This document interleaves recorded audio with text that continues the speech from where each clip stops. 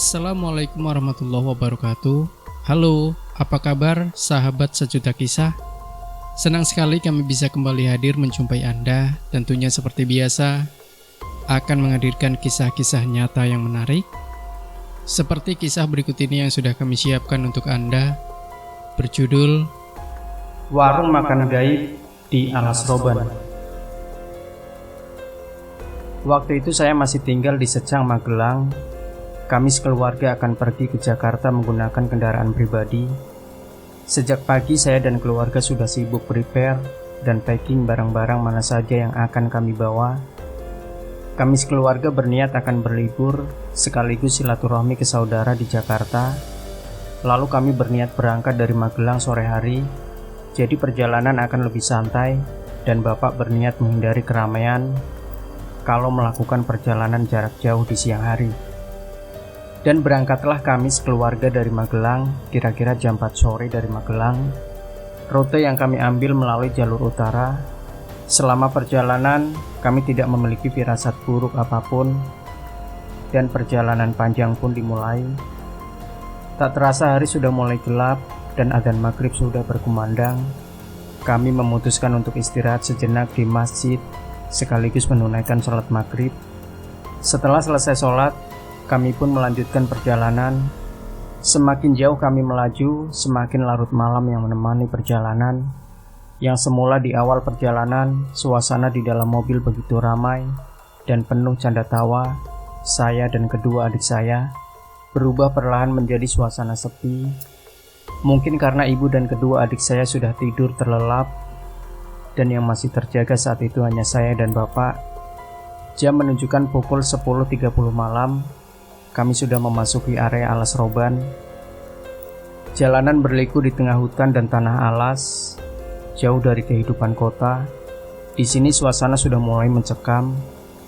Bapak mengurangi laju kecepatan mobil karena kondisi jalan yang gelap dan berliku, penuh tanjakan turunan yang kiri dan kanannya jurang. Saya dan Bapak merasa ada hal yang ganjil dan aneh. Sejak kami memasuki area Alas Roban, kami tidak berpapasan dengan kendaraan lain seperti bus antar provinsi dan kendaraan lainnya. Padahal jalur ini termasuk rute yang sering digunakan untuk menuju kota Tegal. Setelah melaju beberapa saat, tiba-tiba astagfirullah, mobil yang kami naiki menabrak sesuatu di tengah jalan. Bapak langsung menempikan mobil ke pinggir jalan dan mengambil senter yang ada di dashboard. Saya dan Bapak kemudian turun dari mobil melihat situasi apa yang terjadi. Ibu dan kedua adik yang terbangun mendengar suara benturan tadi langsung panik dan mau keluar mobil. Namun Bapak melarangnya dan menyuruh ibu dan adik-adik tetap di dalam. Kemudian saya bergegas memeriksa bagian depan mobil dan Bapak memeriksa bagian bawah sampai belakang mobil.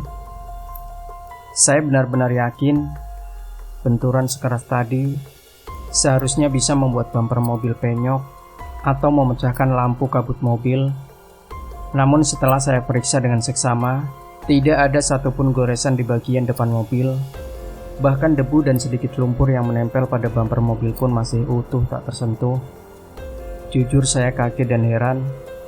Lalu Bapak yang memeriksa bagian bawah sampai belakang mobil juga tidak menemukan benda yang kami tabrak tadi. Kemudian saya memanggil Bapak agar ikut memeriksa bagian depan mobil. Mungkin dengan mencari berdua bisa menemukan kerusakan mobil akibat benturan keras tadi. Kami sudah memeriksa beberapa kali setiap sudut bagian depan mobil. Tidak ada satupun bekas benturan. Lalu, apakah yang kami tabrak tadi? Karena kami merasa ada yang tidak beres, saya dan Bapak lekas masuk ke dalam mobil untuk melanjutkan perjalanan. Kedua adikku langsung pindah posisi duduk, yang semula duduk di kursi paling belakang, pindah ke kursi tengah bersama ibu, dan saya duduk di kursi depan menemani Bapak.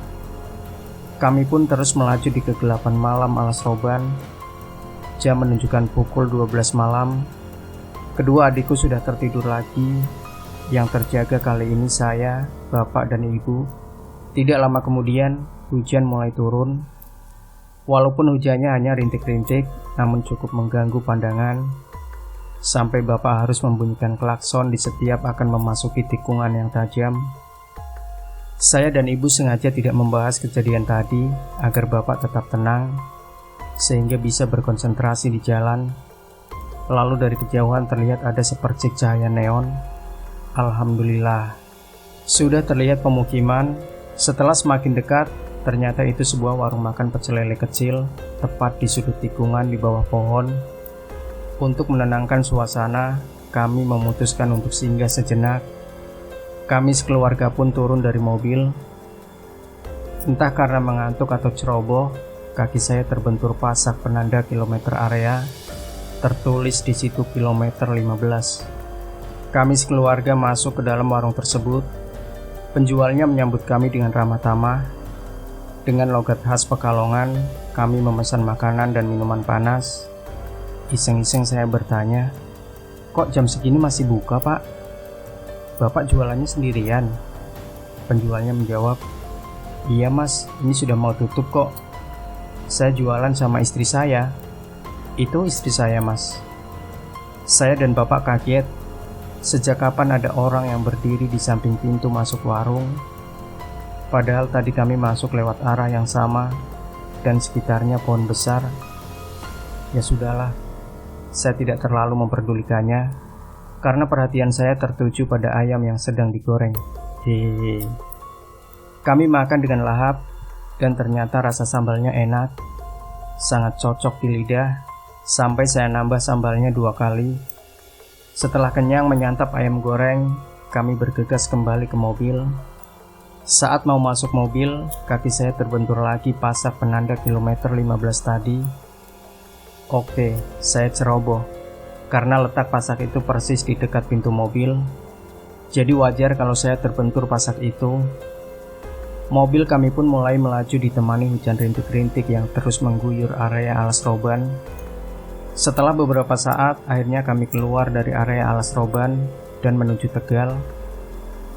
Singkat cerita, kami sudah menyelesaikan liburan kami di Jakarta. Karena tidak ingin mengalami kejadian seperti kemarin lagi, Bapak memutuskan untuk berangkat dari Jakarta pagi hari.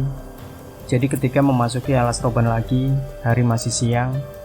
Setelah berjam-jam kami menempuh perjalanan, kami memasuki area alas roban sekitar jam 1 siang. Lalu saya penasaran dengan warung pecel lele yang waktu itu kami singgahi. Rasa sambalnya enak. Namun sayang, warung pecel lele biasanya buka ketika sore menjelang malam hari. Adik saya tiba-tiba ingin buang air kecil. Bapak kemudian menepikan mobil di tikungan jalan yang agak luas dan menyuruh adik untuk buang air kecil mepet dengan mobil. Sambil istirahat sejenak, sekaligus menikmati pemandangan alas roban di siang hari. Tidak dipungkiri kalau pemandangan alas roban sangat indah. Kemudian saya melihat pasak kilometer bertuliskan kilometer 15. Saya kaget luar biasa. Itu pasak yang membentur kakiku tempo hari. Dan posisi pasak itu persis di tepi jurang. Dan seingatku, posisi warung pecel lele waktu itu kira-kira 3 meter di belakang pasak tadi. Saya langsung memanggil bapak dan ibu dan menunjukkan pasak tadi dan lokasi warung. Setelah diamati, tikungannya persis seperti waktu itu. Ada pohon besar di tepi jalan dan ada pasak bertuliskan kilometer 15. Namun 1 meter belakang pasak itu sudah jurang yang sangat dalam. Kesimpulannya, waktu itu kami sedang makan di pinggir jalan, tepat melayang di atas jurang. Hanya satu hal yang bisa menjelaskan kejadian tersebut. Kami singgah di warung gaib. Demikian sahabat sejuta kisah. Jangan lupa berikan komentar Anda, like, share video ini, subscribe channel Sejuta Kisah, dan kembali nantikan kisah-kisah nyata terbaru dari kami setiap harinya. Sampai jumpa. Wassalamualaikum warahmatullahi wabarakatuh.